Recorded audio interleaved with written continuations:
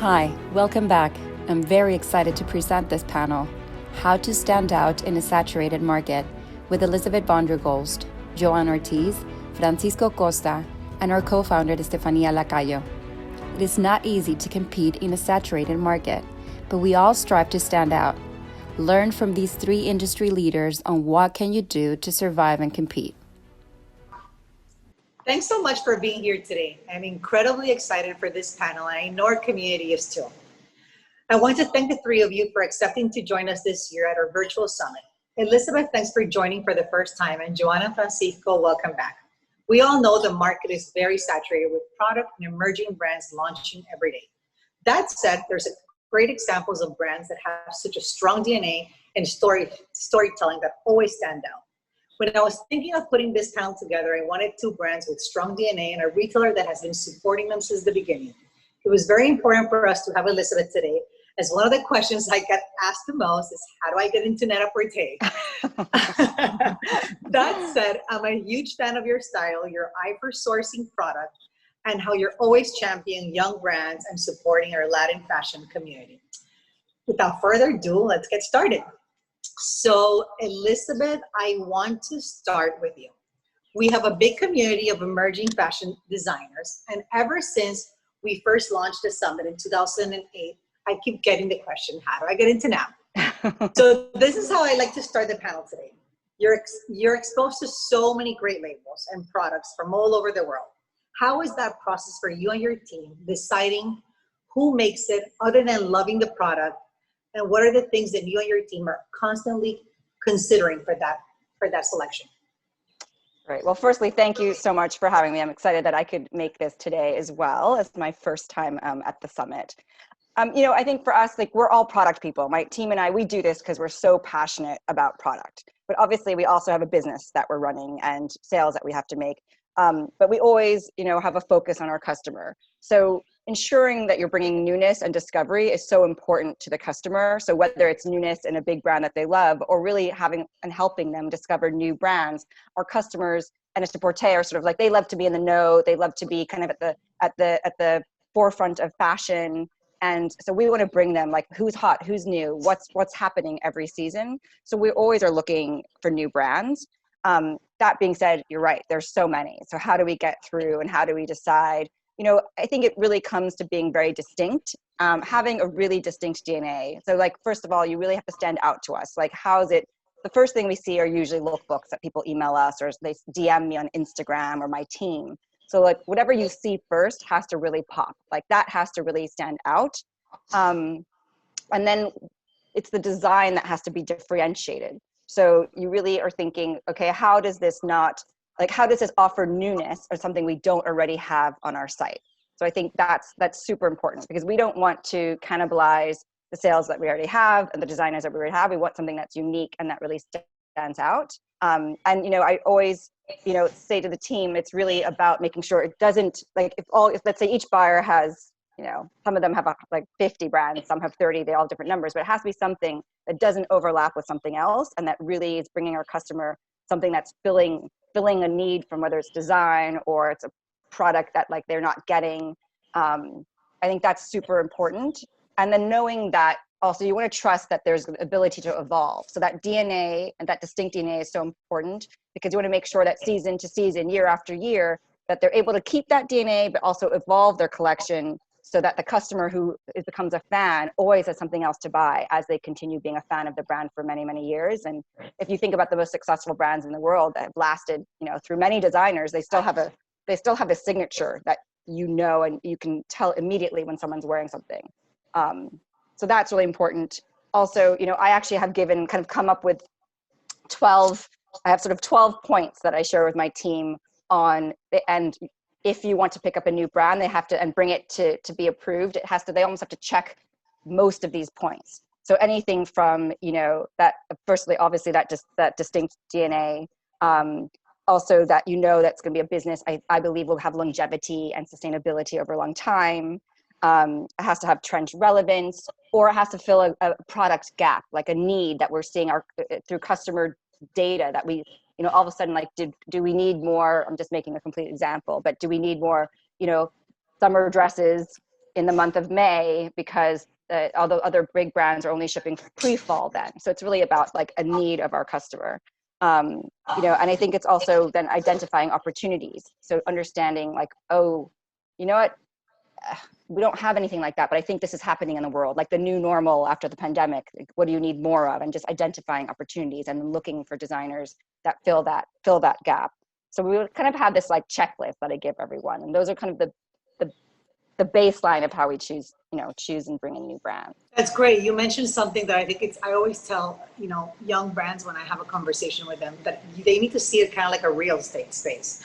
That, that when you go and you allocate this flowy evening gowns, off the shoulder with such a brand identity, like, you've given that allocation to Johanna, So if their products look almost the same, they need to come up with something different or think of another retailer, because, you've already allocated that kind of like retail space for her. So I think it goes back to that strong DNA that I think is extremely, extremely important. That said, Johanna, what do you think? Like, I think one of the things that I constantly see with young brands from all, right? And they're there for 1 season or 2 seasons for whatever reason.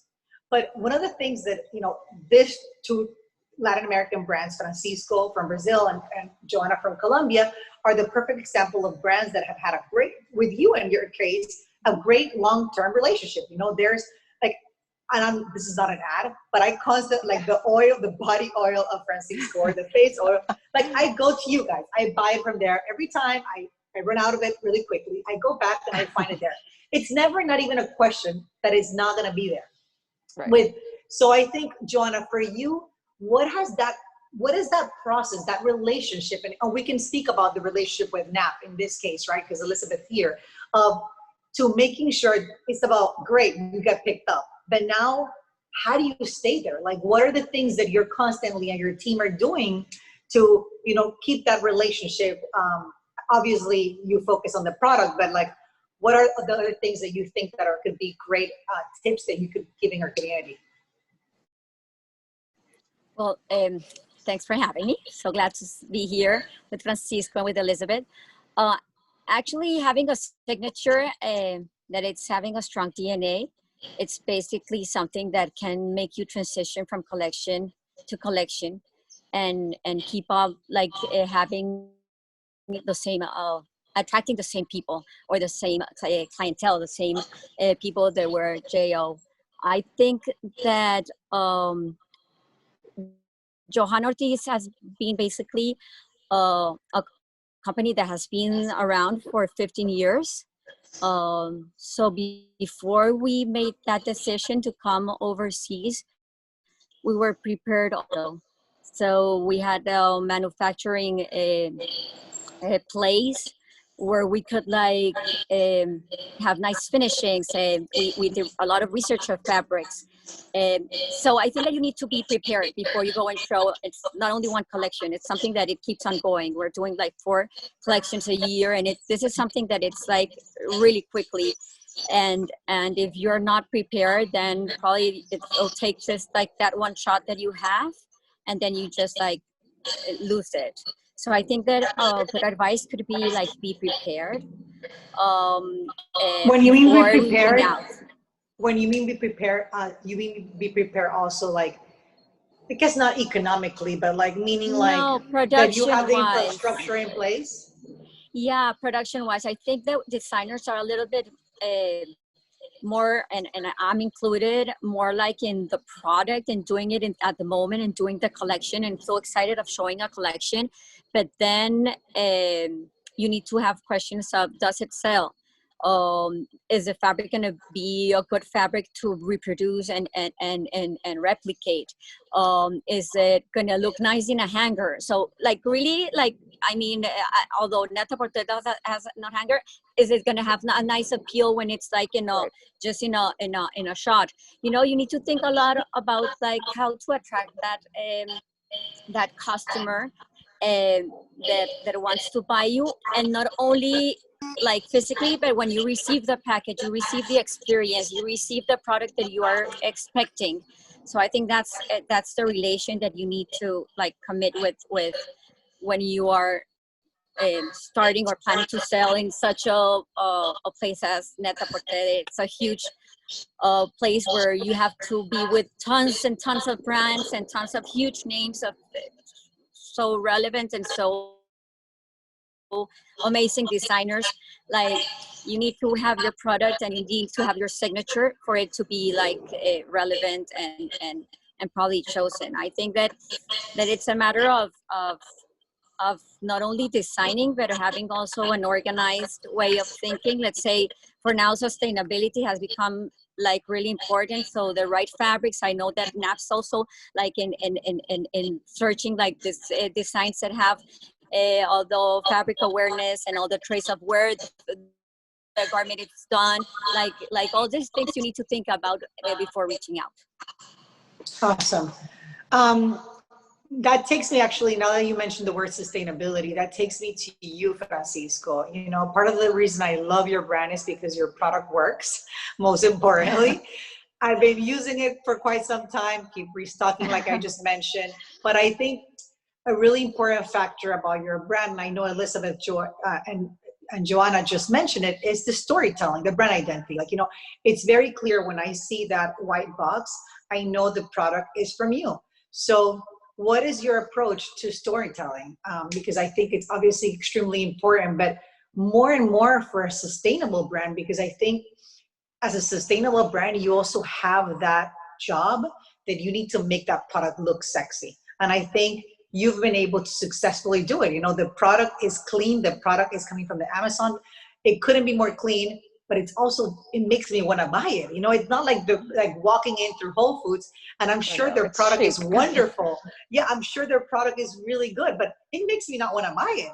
It's just so not appealing. In your case, it's just as appealing as walking into NAP website. So tell me, what's your approach on storytelling? Well, thank you guys.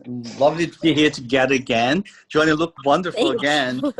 And I feel like I want to be in Colombia at the moment. You're so tan, some kids. You're like a Costa Brazil ad, you know? We got to do something. Yeah, definitely. And it's great. It's very interesting because Elizabeth and I know each other for quite some time, and of course being in fashion for that many years. When I approached her, you know, we have this brand and this beauty, you know, like everybody else, you know, people get excited, but this is for real, right? Yeah. It wasn't even product. It was just design.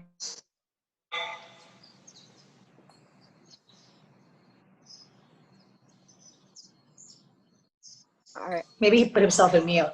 Yeah. No, he's not. Right? He's there. Okay. Now, it was just very interesting how, you know, Nat, Elizabeth took a chance on us and believed on what we were doing. And I think back to your point, of course, Nat was great because we right away went global with Net-a-Porter. But again, back to your point, why? Because the storytelling is very strong, right? And it's not just storytelling, it's the reality in which, you know, the journey that I took in order to create the brand itself. So just having a beautiful, you know, packaging, design, and all that is not enough. When I realized that I really had to make a mark with the group itself, it became a whole different thing. It's almost like when I started doing fabrics for a collection, I dealt with the yarn. You know, here I had to go into, you know, the core of what I was talking about, which is Brazil. So I took those trips into the Amazon and then started unraveling, you know, all those amazing ingredients, which of course translated so well. So we have several different pillars, right? I say that we are PPS, you know, we are like pure, you know, we are definitely, you know, have a purpose, you know, and we're sustainable. So with those three things combined, you know, we created Costa Brazil.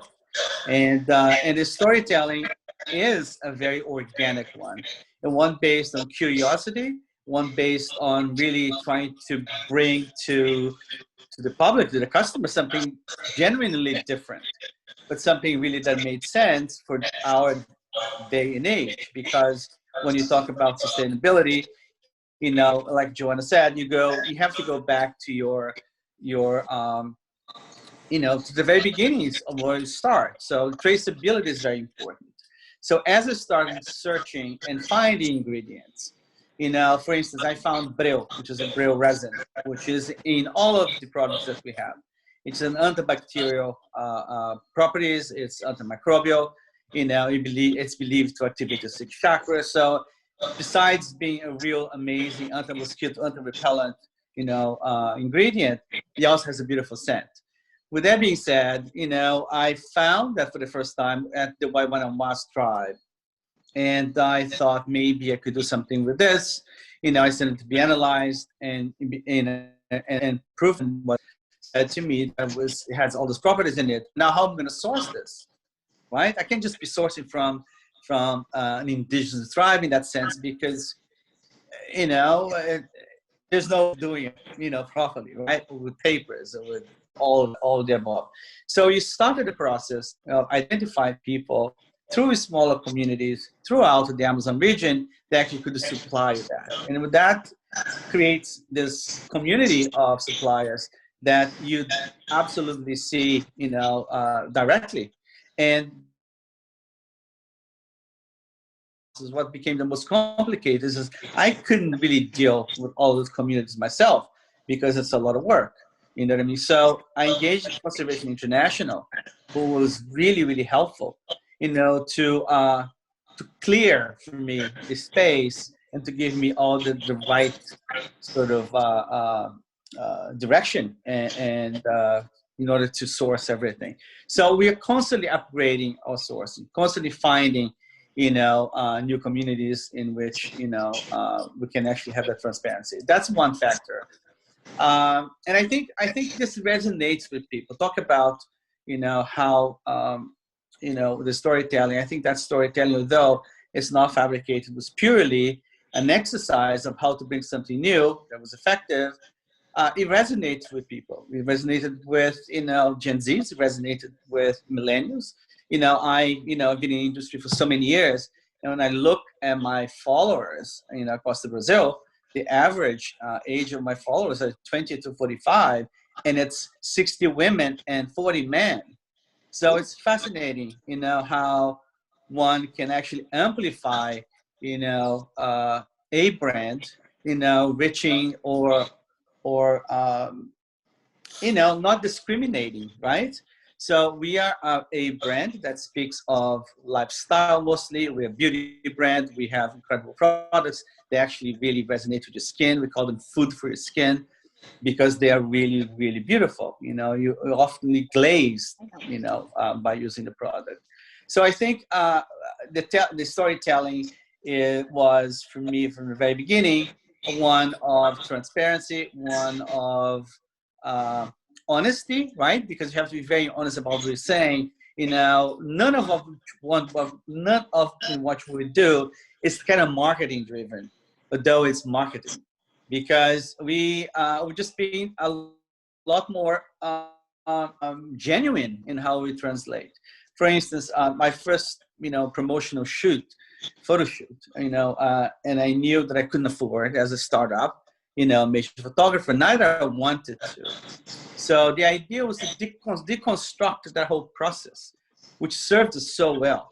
So, you know, we did street castings in Rio. I interviewed every single person that we actually selected from the street.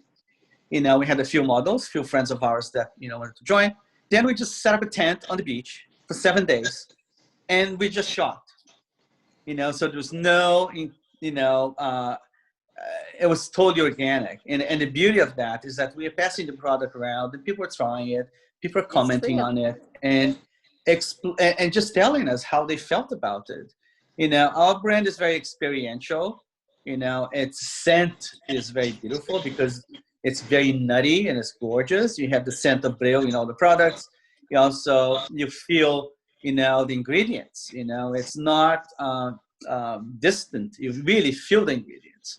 So I think this combination of all factors, you know, wanting to make the brand, you know, truly again, honest, truly real, I think worked in our favor.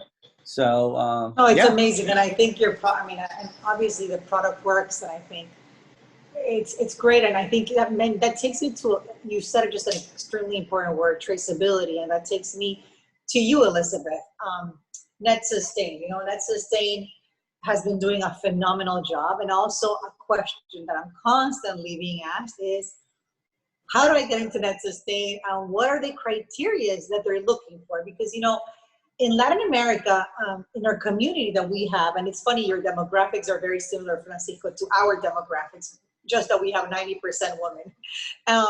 And it's funny that many of our community is already sustainable. They're doing slow fashion. They're sourcing from communities. They're sourcing natural materials, but they don't have that storytelling. They didn't even know they were sustainable in any way. But what are those criteria that Net Sustain is looking for a sustainable brand to be in their website? And also, in your case with Francisco, you guys knew each other. You guys had a relationship with Francisco, came to you, you knew him for many years. So there was already that organic traceability, and you trusted what he was doing. In the case of, many brands out there, they're using very irresponsible the word sustainability, when sometimes they're not.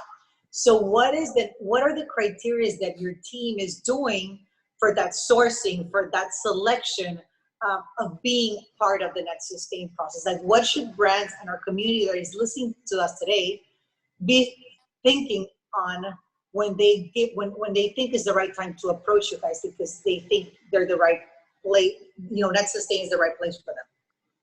Well, firstly, all new brands. So we look at the way we bring on new brands completely the same. So we don't say, oh, we're doing Net Sustain, so you might fit here. So any brand that we bring in from a fashion standpoint has to check my first list. So that doesn't matter, whatever you are, you first have to be like that exactly. You have to have the distinct DNA, that fashion, like credibility, all of that stuff. So no matter who you are, what brand you are, you still have to be someone we pick up no matter what. So how you make it, that's another step of the way. So I think, number one is all new brands have to go through the process of that. It's a brand we want to bring on the site because of, the actual aesthetics, the DNA, et cetera. And then when it comes to Net Sustain, something that we're all super passionate about, my team actually, we spearheaded this and launched this. And so if you're a brand that comes on site, or we picked you up because we love what you're doing and your design, you tell us, oh, we're actually sustainable. So what we did when we started Net Sustain is we did a survey to a lot of our brands about what they were doing in this world. And we basically came up with what we named our 7 attributes. So for the site, what we're able to say, so the attributes for us are, considered materials and ingredients, considered process, reducing waste, locally made, craft and community, vegan. And so these are kind of our pillars. We call them our pillars. And then if you say to me as a brand, okay, we actually, whatever they are, we have considered materials and we reduce waste, whatever they are, then we put you into a group that it's a super rigorous process, because obviously you have to pass many assessments, questions, all these things to be able to have to be labeled Net Sustain. So so first if you say this is what we do, then we put you on our list, and it's very time consuming. So we have brands we haven't even gone through yet or assessed yet, just because it's completely manual. So again, we're still going through more and more season to season. So first it starts with just the assessment of the brand. So you'll get a full questionnaire. You have to answer a lot of questions, that goes quite in depth. And once you pass that first process, so that's just as a brand, what you stand for, and you have to sort of pass that first process. Then we go into the product. Then the product, so you can be a collection that has 100, or you can have 1,000 SKUs with us, right? But each single product, once we say you're going to go to Net Sustain, we have to actually go through each and every single product. And then that goes through all the questions again.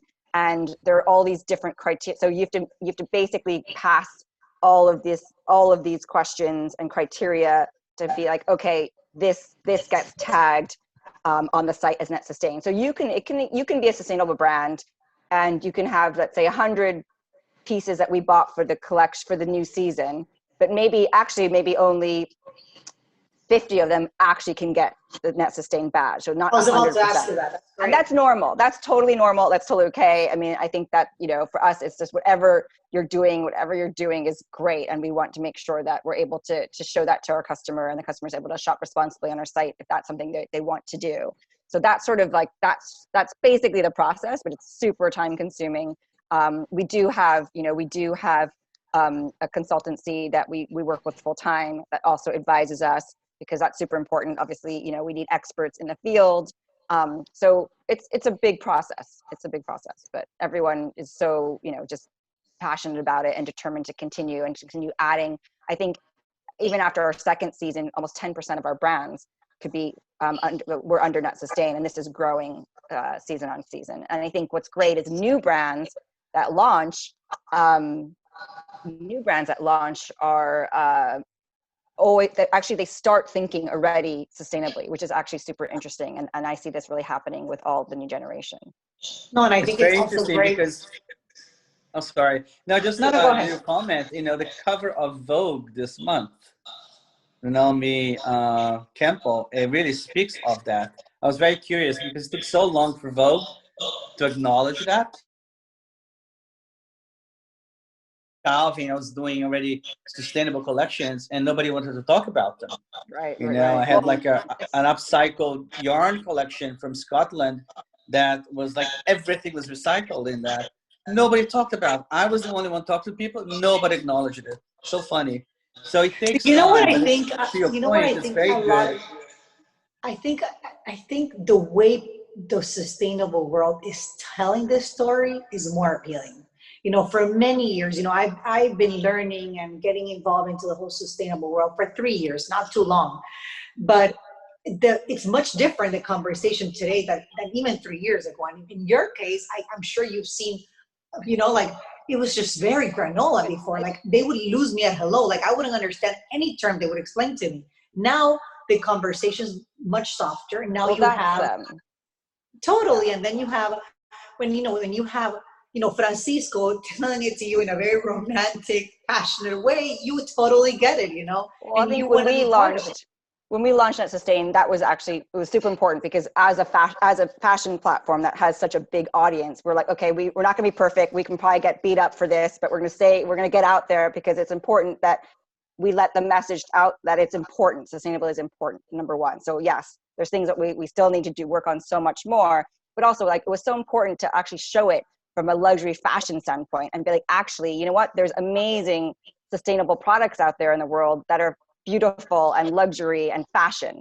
So like you're saying, like, I used to look at sustainable brands like 5 years ago. I used to joke, it looked like, hummus or something, and I think, and I think it's about, like, it was really about breaking down those barriers, breaking down these preconceptions, and be like, look, you can have beautiful, super chic, whatever it is, clothing, beauty, all these products in a really high luxury way that are sustainable.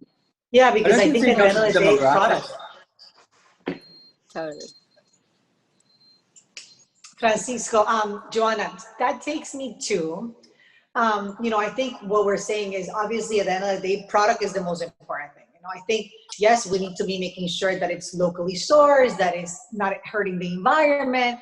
But at the end of the day, it needs to be appealing. The packaging should be beautiful, that makes you want to buy it.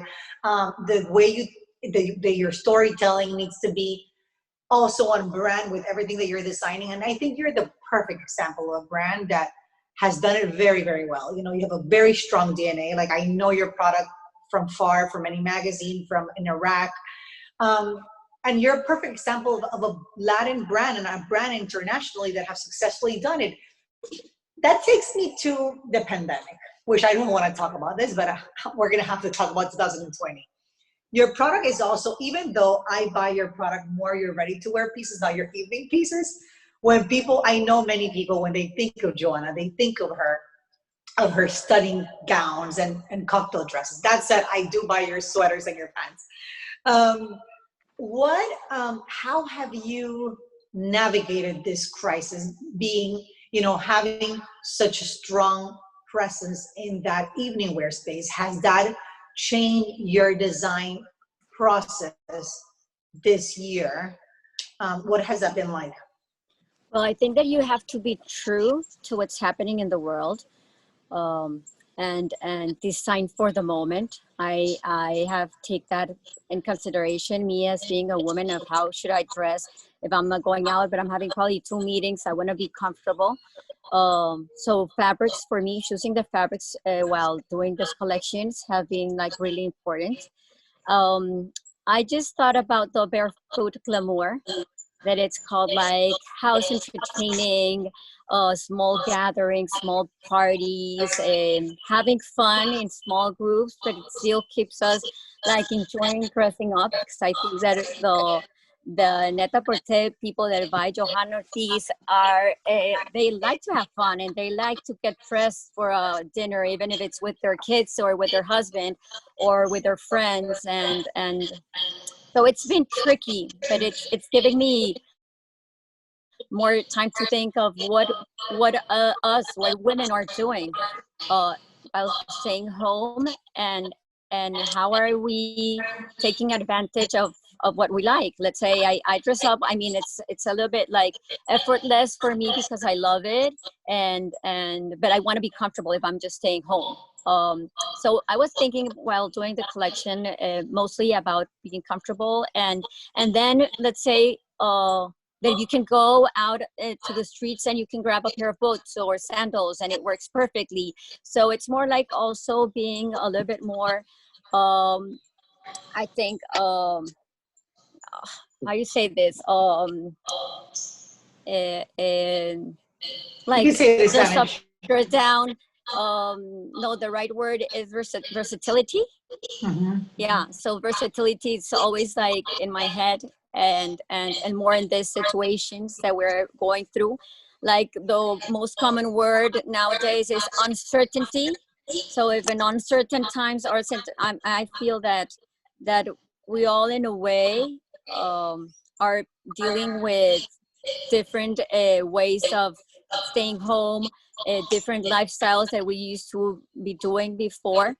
So I designed for these moments. I designed for these small gatherings, these small groups, these small weddings, these small um, friend meetings or Zoom meetings. So I definitely, as a designer, we need to keep that in mind. That's great. I love the whole barefoot that you've been doing. I think it's amazing. I've actually it's inspired me to go back and take out long dresses that I own and just put them with like beautiful thong sandals. I mean, now I moved to Florida, so that's all I want to wear. Um, what about you, Francisco? How have, we know that, we read, we know we've consumed beauty so much during the pandemic.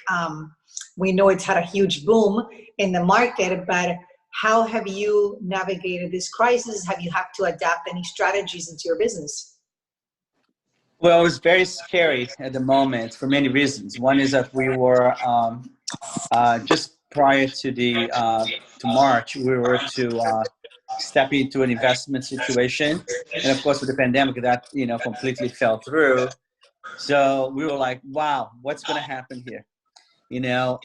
We very quickly, put a plan in place that reduced quite a lot of our extra expenses.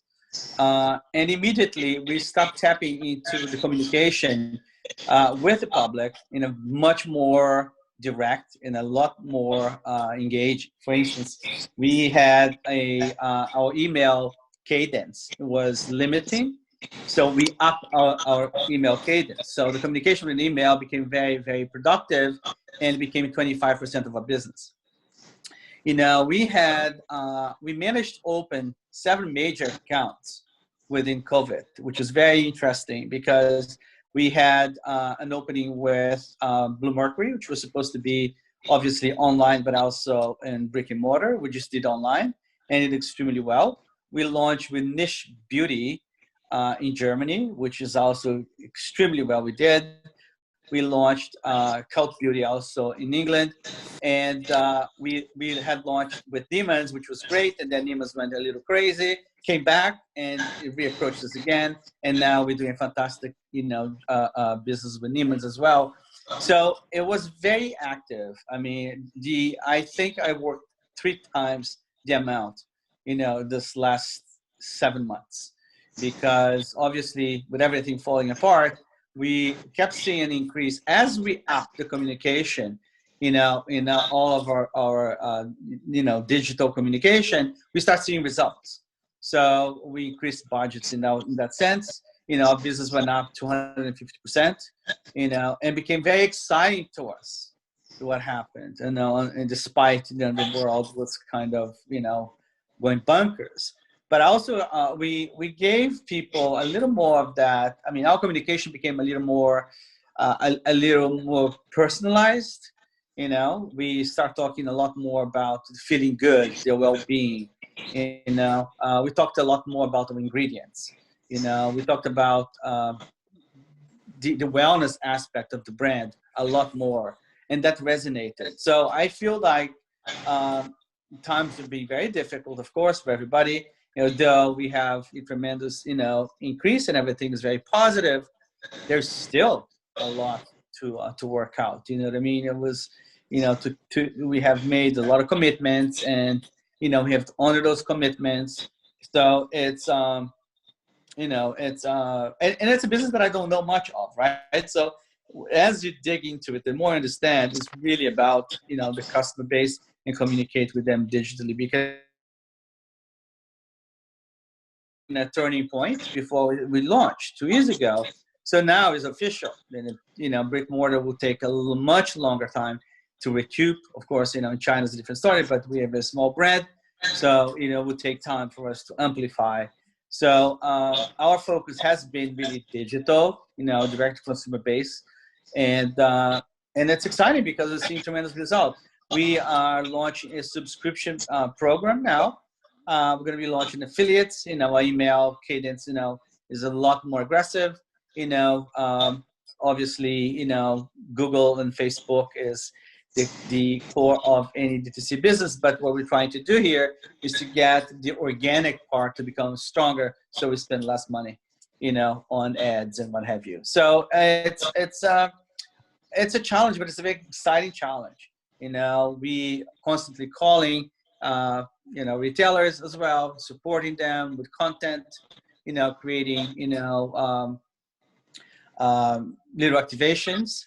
For instance, now we're going to be launching a campaign on Thursday with Pangaya. Pangaya is a sweatshirt brand out of England, 100% sustainable product, beautiful product. We created this beautiful artwork by this artist, Nick Theobald, called Amazon Forever, which backs to a campaign that I started with Conservation International and the Brazil Foundation to raise immediate funds. We were raising $1 million for the COVID, the people who had COVID and what have you in the Amazon region. So we're always doing little collaborations like that, to excite, people. Also, as in December 8th, we are doing a collaboration with Fred Layton.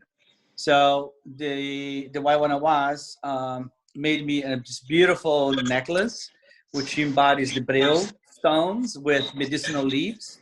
So I dismembered that piece, and I'm creating this body, necklace, very long, with gorgeous raw diamonds and all sorts of interesting things. Of course, it goes to the proceeds will go to CI as well.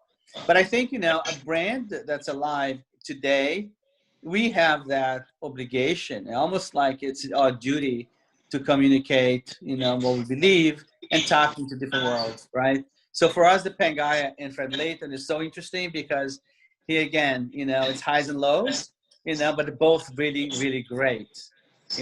Both companies with a very, very strong story and what have you. So for the Fred Layton, for instance, we're talking to an auction house who will be taking the actual piece in exhibit to London, LA, in New York. So that should be a nice activation. So you have to keep moving, right? You have to be engaging in all different levels, and It's that's amazing. It's great to hear great success stories, because they did happen. I mean, they did happen, and I think if you've had that strong DNA and it's been genuinely, and obviously you've been super fortunate that your product is beauty, right? Were you ready, like, because you produce in Brazil, correct? now Where do you produced in the produce? US.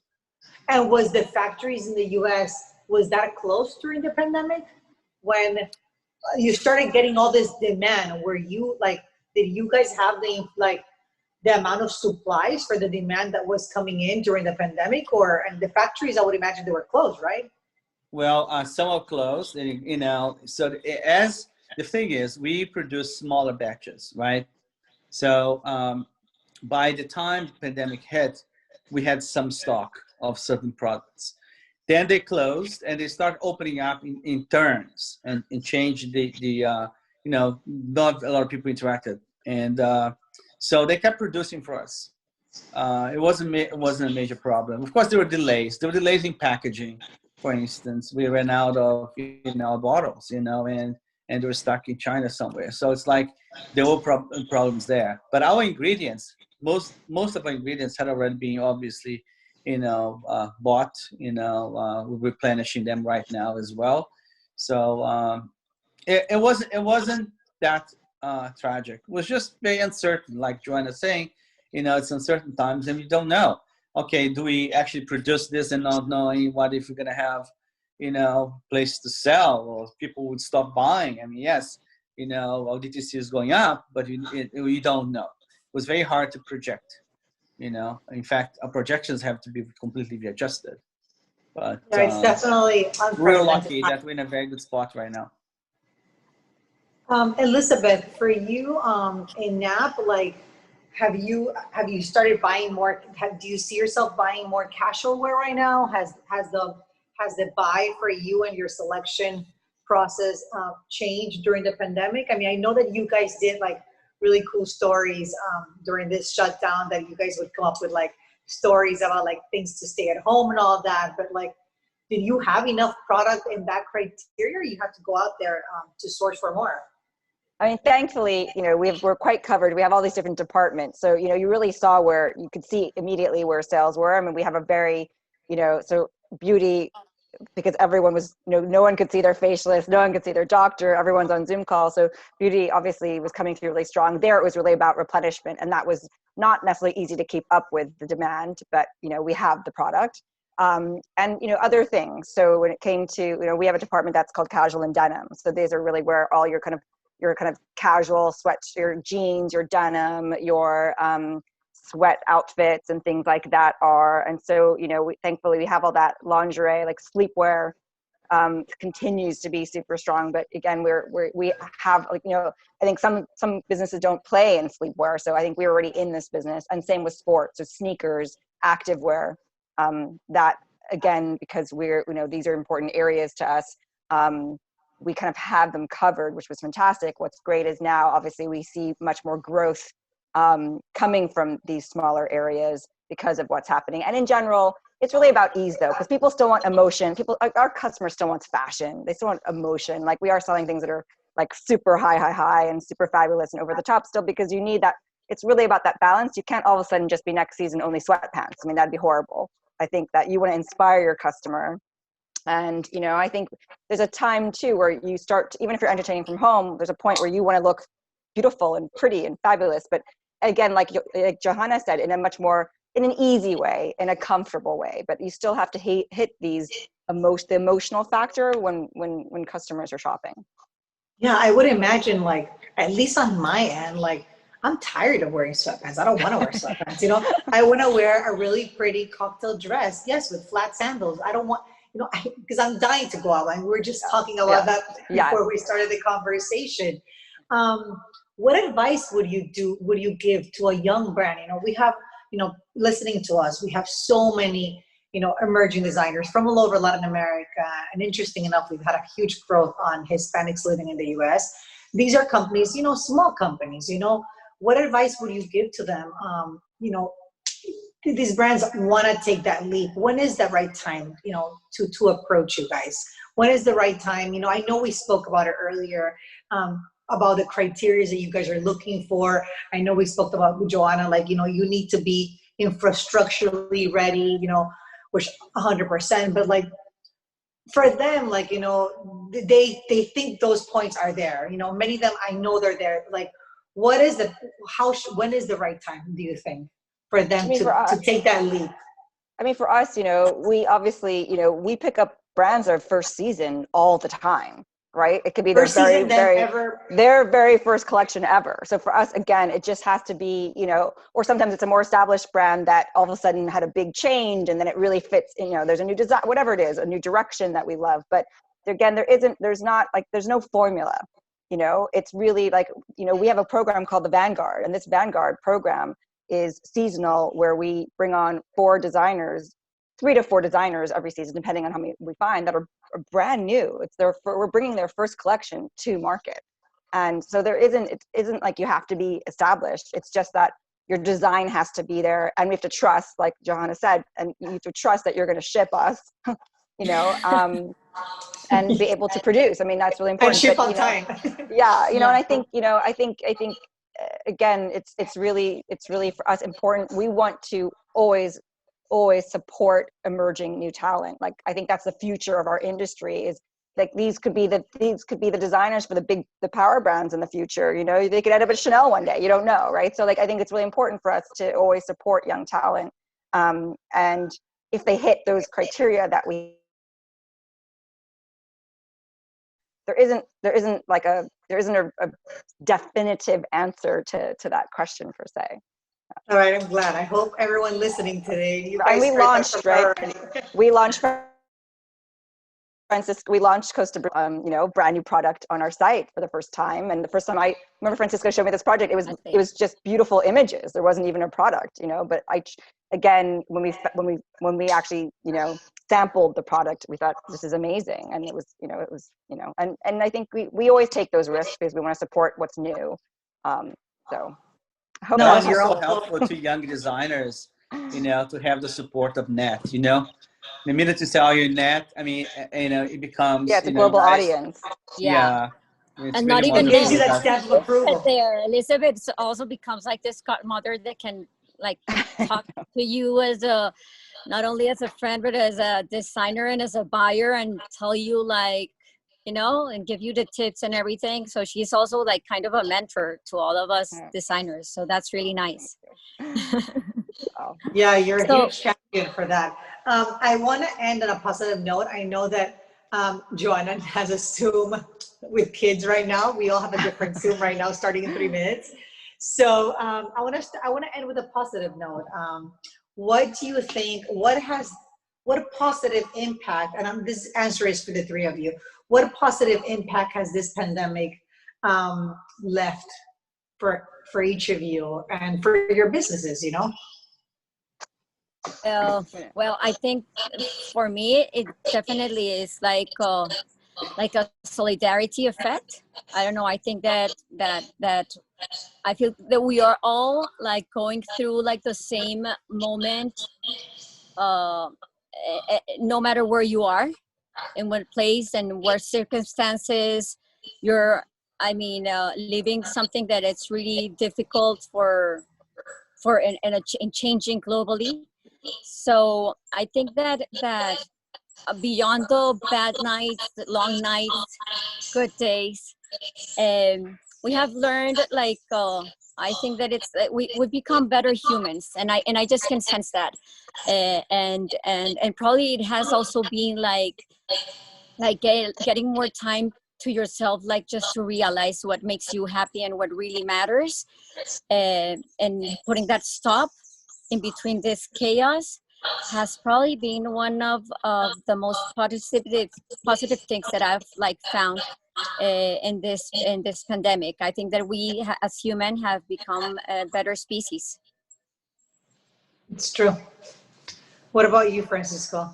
Oh, I tend to agree with Johanna. It's really about, it was a lot about introspection for me and change. I got to know myself a little more, and I got at times more confident to make the changes that I needed to make within myself, so in the business, because you just, we're on this crazy wheel, right? It's like insane. So with all the hardship, all the families, all the people that were lost, I think there was something quite positive about this readjustment.